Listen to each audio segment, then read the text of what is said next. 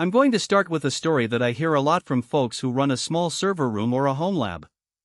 You spend hours comparing a dozen UPS models online, you see those glossy photos and the promise of pure sine wave power and extended runtime, and you click add to cart feeling pretty confident. Then, a week later, the power blip hits, the UPS chimes, and you discover that the outlets you needed are all on a single strip that trips, or the network card you thought would let you monitor the unit remotely is buried behind a confusing web portal. It's the classic buyer mistake scenario. The product looks perfect on the listing, but it falls short when you actually need it to keep your gear alive. Link is in the description if you want to check the product details on Amazon. What makes this review useful is that I've spent the last few months digging through the specs, watching a handful of Tech Talk videos, and reading the handful of real-world comments that are out there for the Eaton Tripp Lite series SMART2200RMXLN. This isn't a spec sheet readout, it's a rundown of what you'll really experience on the rack, what you'll get for the price, and where the compromises hide. If you're on the fence about splurging on a 2000VA UPS for a mixed server and networking environment, keep watching. First off, the category we're talking about is rack-mount UPS units that promise pure sine wave output, automatic voltage regulation, AVR, and a network card ready to talk SNMP.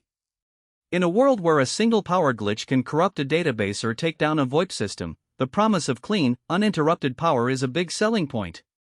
The SMART2200RMXLN packs 1950W of continuous wattage, which means it can comfortably handle a modest rack of a couple of 1U servers, a small NS, and a few switches without overloading. That's a realistic load for many small businesses or home labs. Now, who should actually buy this unit? If you run any equipment that is sensitive to power quality, think entry-level servers running virtual machines, storage arrays that perform constant writes, or networking gear with PoE, power over Ethernet, demands this UPS as a solid safety net. The pure sine wave output is especially important for newer, high-efficiency power supplies that can get finicky with simulated waveforms. The fact that the unit comes with a pre-installed network card also means you can integrate it into your existing monitoring system without buying an add-on.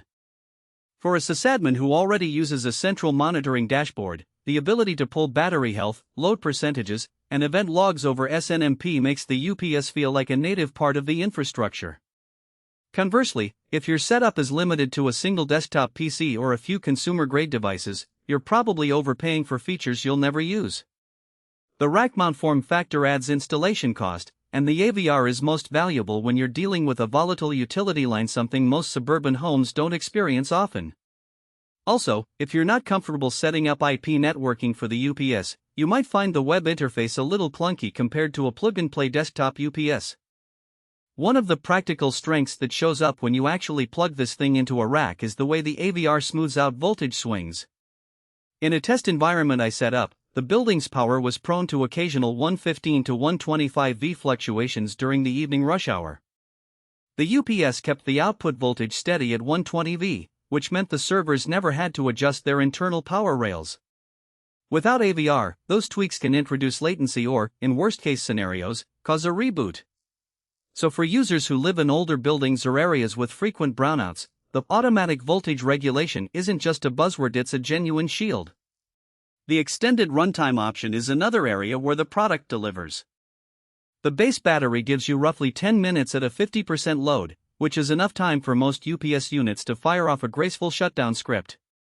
However, the SMART2200RMXLN supports external battery packs, and those are sold separately.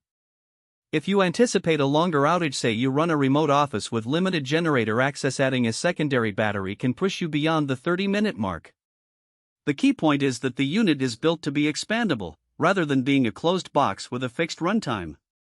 On the flip side, the real-world weakness lies in the outlet layout.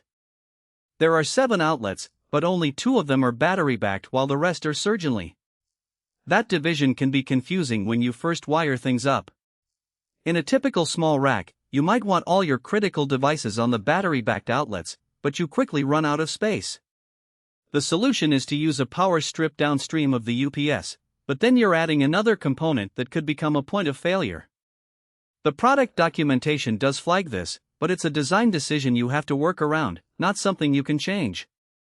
Another practical consideration is the fan noise.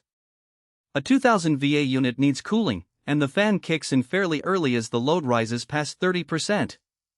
In